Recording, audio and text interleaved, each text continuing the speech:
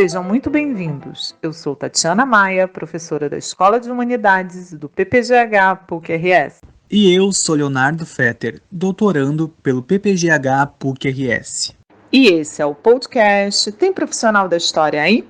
Criado para apresentar ao público em geral as múltiplas possibilidades de atuação do profissional da história, além dos acervos disponíveis para pesquisa. Você quer conhecer mais sobre o exercício da nossa profissão em instituições públicas e privadas, nas redes sociais e na vida coletiva? Então, você é o nosso convidado para ouvir diferentes experiências profissionais. Vem conosco e descubra uma sólida e desafiadora profissão. Há muitos espaços onde estamos presentes e somos importantes. Então, tem profissional da história aí? O nosso convidado de hoje é o historiador Paulo César Gomes, fundador e editor-chefe do site História da Ditadura. Paulo é pós-doutorando em História pela Universidade Federal Fluminense. É bacharel, mestre e doutor em História Social pela Universidade Federal do Rio de Janeiro, com período de doutorado sanduíche no Instituto de Altos Estudos da América Latina da Universidade de Paris III. É pesquisador do Grupo de Estudos sobre Ditadura Militar, na UFRJ, e do Núcleo de Estudos Contemporâneos, da UF, onde coordena o Grupo de Estudos História da Ditadura.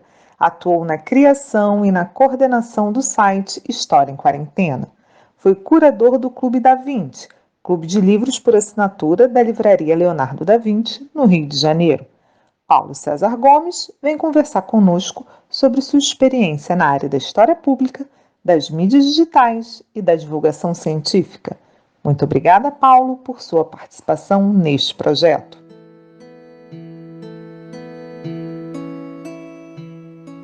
Paulo, você poderia nos contar um pouco sobre a sua atuação profissional na área da história pública, sobretudo a partir da criação do site História da Ditadura?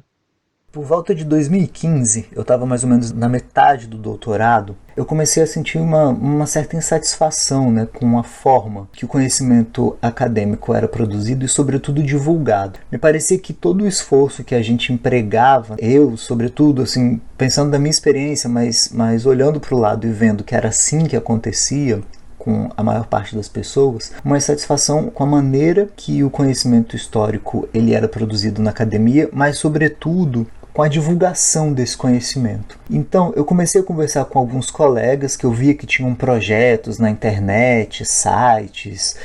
Nessa época ainda não tinha muito podcast, Essa é uma onda um pouco mais recente. Então, quem me ajudou muito nesse momento foi o Bruno Leal, que é o criador e coordenador, diretor do Café História, Esse que é o projeto da chamada História Pública mais longevo, que nós temos no Brasil, e ele me ajudou muito a tentar desenhar um pouco essa ideia do que viria a se tornar a História da Ditadura. Nessa época eu tinha muito pouca clareza de que esse projeto ele fazia parte de uma área, de um campo que provocava reflexões que era a história pública.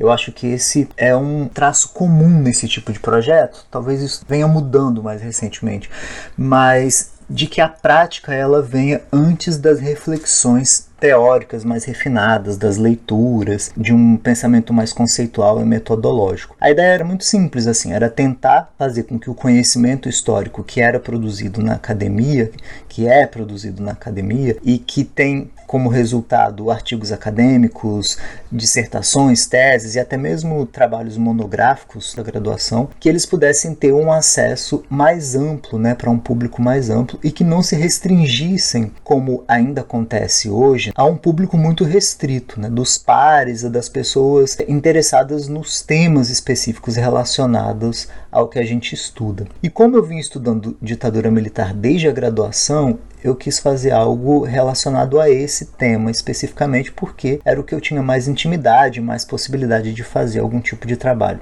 E aí o site foi se desenhando desde 2015, ele foi para o ar em 2016, e a ideia inicialmente era trabalhar sobretudo com textos, transformar, fazer uma espécie de tradução, digamos assim, dos textos produzidos na academia em formatos mais acessíveis, com uma linguagem mais acessível, para que outras pessoas pudessem ler e se beneficiar de alguma forma daquele conhecimento. Lembrando que tinha também um pouco nessa ideia uma preocupação com a função social do conhecimento, ou seja, devolver um pouco para a sociedade todo o investimento que é feito na nossa formação, sobretudo quem se formou em instituições públicas, como é o meu caso. Então, desde então, de 2016 até hoje, o site já passou por diversas transformações. Atualmente ele passa pela maior transformação desde o início, que é a introdução de diversos colaboradores, assim, uma espécie de investimento na coletividade da produção de divulgação do conhecimento histórico, que é dentro desse amplo espectro que a história pública permite, é onde eu vejo que eu me encaixo melhor, que é no âmbito da divulgação científica.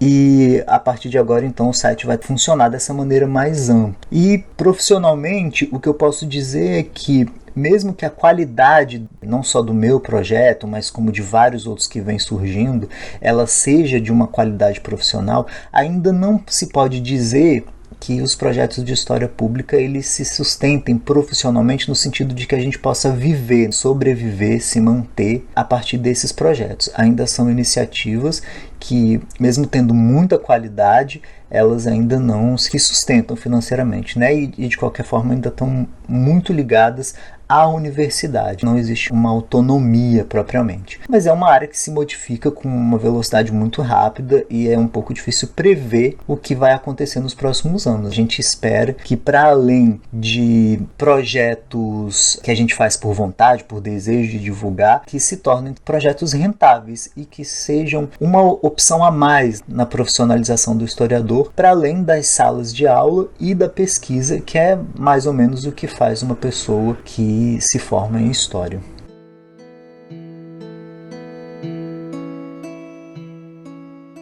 Além de atuar nas mídias sociais e na pesquisa universitária, você já participou de outros projetos profissionais onde o conhecimento histórico é fundamental. Paulo, você poderia nos falar mais sobre essas experiências? Bom, minha principal atuação nesse campo da divulgação da história é, de fato, a história da ditadura. Mas eu não posso negar que esse projeto me abriu muitas portas. Como eu falei anteriormente, não é algo que me sustente. Eu continuo trabalhando vinculado à academia, que é o que realmente eu continuo fazendo. Eu continuo fazendo pesquisa acadêmica tradicional, mas, ao mesmo tempo, esse projeto me abriu algumas possibilidades. Uma delas, por exemplo, foi atuar como coordenador de pesquisa de um documentário que ainda não foi lançado, mas está em fase de produção, dirigido pela Carla Camurati, que trata dos últimos 30 anos da história republicana brasileira. Então, a minha experiência com redes sociais, com o trabalho de vídeos e de pesquisa, buscando uma linguagem que atinge um público mais amplo, acabou me permitindo ter essas possibilidades profissionais, como foi o caso de atuar nesse filme, História do Brasil Recente, um título provisório que deve sair, imagino que no próximo ano. E, além disso, alguns projetos de livros também, né, que eu acabei conseguindo ser chamado para atuar. Então, em alguns projetos de livros que têm um perfil de atingir públicos mais amplos. Então, eu acho que trabalhar, né, nisso que a gente chama de história pública acaba abrindo outras possibilidades profissionais, como é o caso de trabalhar no ramo do cinema, das novelas, do mercado editorial mesmo. Mas é tudo muito recente. São sempre trabalhos quase freelance, a gente pode dizer, né, muito pontuais, e que também não tem uma quantidade suficiente de trabalhos dessa natureza que permitam um sustento, né? É muito mais um freela que ajuda, vez por outra, financeiramente. Mas, de qualquer forma, é algo que vem crescendo e também eu penso que faz parte do nosso esforço como profissionais de história, mostrar cada vez mais a nossa importância como produtores de conhecimento histórico qualificados, né, em universidades de reconhecimento não só nacional, mas muitas vezes internacional também, e fazer com que o público, de maneira geral, e as pessoas que produzem esse tipo de produto cultural mesmo, digamos assim, vejam a necessidade de terem profissionais de história atuando junto para que esses projetos, esses produtos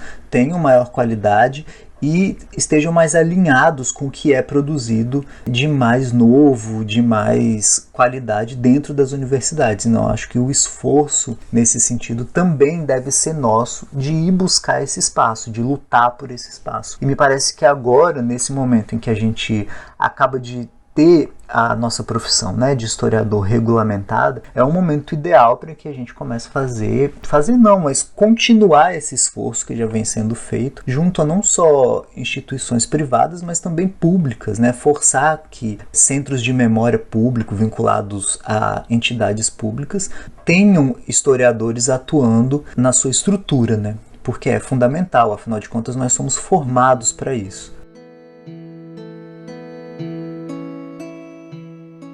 Qual a importância da atuação dos profissionais da história no espaço público? E como essa área de trabalho vem crescendo nos últimos anos? Eu acho que quando a gente pensa na importância da atuação dos profissionais de história no espaço público, a gente poderia pensar em dois eixos principais. Assim. Um é a importância de que historiadores e historiadoras participem cada vez mais do debate público. Não apenas aumentar a participação, mas consolidar. Isso já acontece, mas de maneira muito tímida. Eu penso que é importante que cada vez mais os profissionais de história estejam presentes no debate das questões públicas de maneira geral, seja na imprensa, seja nas associações de bairro, no condomínio de cada um, enfim, eu acho que essa importância ela é fundamental. Essa atuação é fundamental. Ao mesmo tempo, eu acho que não se pode romantizar tanto essa questão, porque, de qualquer forma, a gente precisa saber que nós vivemos uma economia de mercado e em um momento em que a nossa profissão está em crise.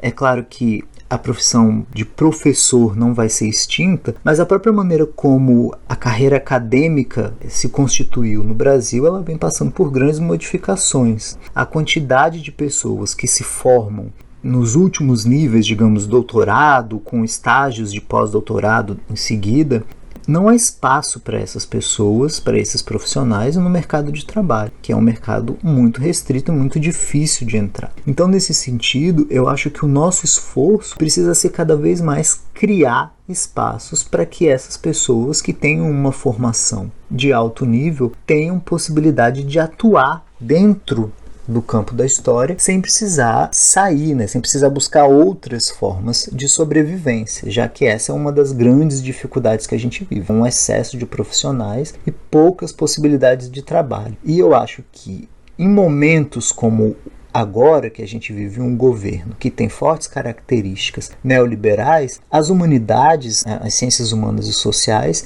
elas acabam vivendo a mesma dificuldade, já que nós fazemos parte de uma área de conhecimento que não está vinculada ao lucro, que está muito mais vinculada à formação da cidadania, à formação humanística dos indivíduos. E em momentos como esse, essas são questões pouco valorizadas.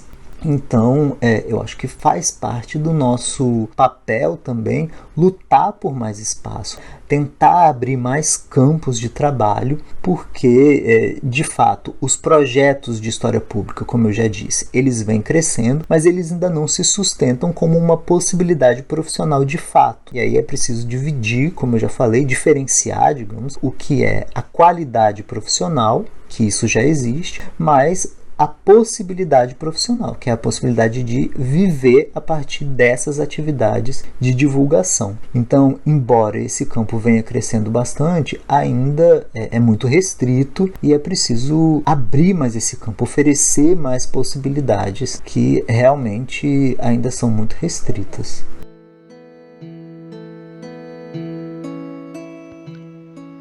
Por fim, o que você diria para um jovem historiador, historiadora, interessado em elaborar boas práticas de história pública? Quais habilidades e competências ele precisa agregar na sua formação?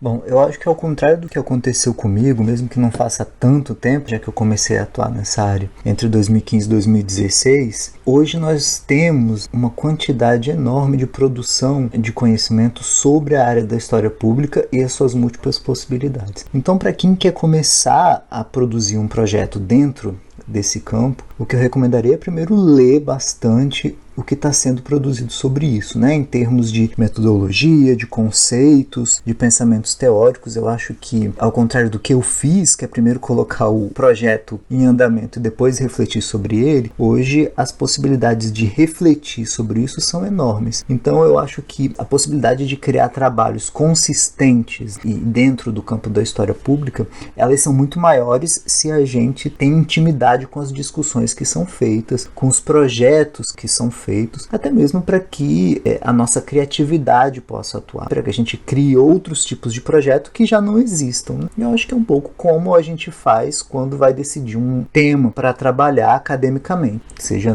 em qualquer nível, na graduação, mestrado, doutorado. A gente busca fazer alguma coisa que tenha um mínimo de novidade, que traga um mínimo de novidade para o conhecimento histórico que já existe. Até mesmo por isso a gente busca ler a maior quantidade de bibliografia possível dentro daquele tema, né, que trate daquele tema, ainda que indiretamente, para não repetir o que já foi dito. Então eu acho que, primeiro, ter conhecimento sobre o que está sendo produzido, sobre os projetos que existem, é um passo muito importante. Em seguida, é estar aberto para ir buscar conhecimentos que não necessariamente são oferecidos na nossa formação. E eu acho que, nesse sentido, não exclusivamente, mas é muito importante conhecer as práticas vinculadas à tecnologia. Redes sociais, aprender a fazer vídeos, aprender a mexer com áudio, editar vídeos, editar áudio. Enfim, são todas práticas muito importantes, sobretudo nesse mundo contemporâneo, para trabalhar com divulgação e que elas não são ensinadas nas universidades, nos cursos de história, né, digamos assim. Então a gente precisa estar aberto a aprender, ser curioso e aprender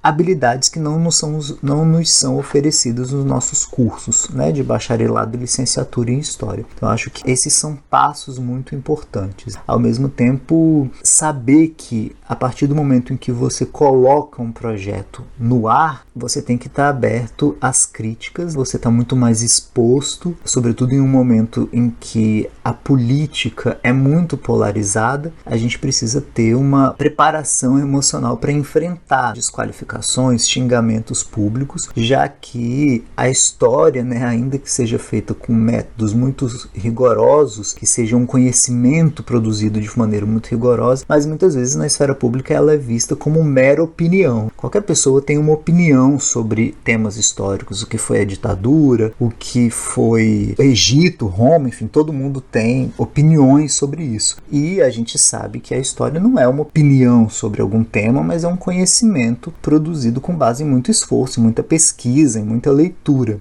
Então, é preciso estar preparado emocionalmente também para esses ataques. Então, eu diria que, em resumo, é isso. Ler bastante, entender as discussões que estão sendo feitas, os projetos que existem e aprender habilidades, eu diria, sobretudo na área tecnológica, embora não exclusivamente. Há projetos de divulgação e de história pública belíssimos que são feitos não necessariamente com essas chamadas novas tecnologias, como, por exemplo, aulas públicas, aulas em praças públicas, ou seja, que são formas também de difusão do conhecimento histórico que podem ser práticas extremamente eficazes e que não estão vinculadas estritamente a redes sociais e a mídias digitais, né? Eu acho que é isso.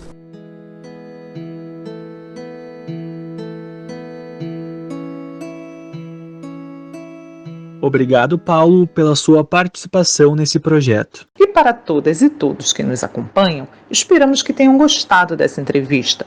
Convidamos vocês para nos seguir no Facebook, no Twitter e no Instagram. Participem, comentem as entrevistas e sugiram temas. Será um prazer dialogar com vocês e construir esse projeto coletivamente. A música que inicia esse podcast é Atraente, composição de Chiquinha Gonzaga, de 1877. Fiquem bem e até o próximo episódio.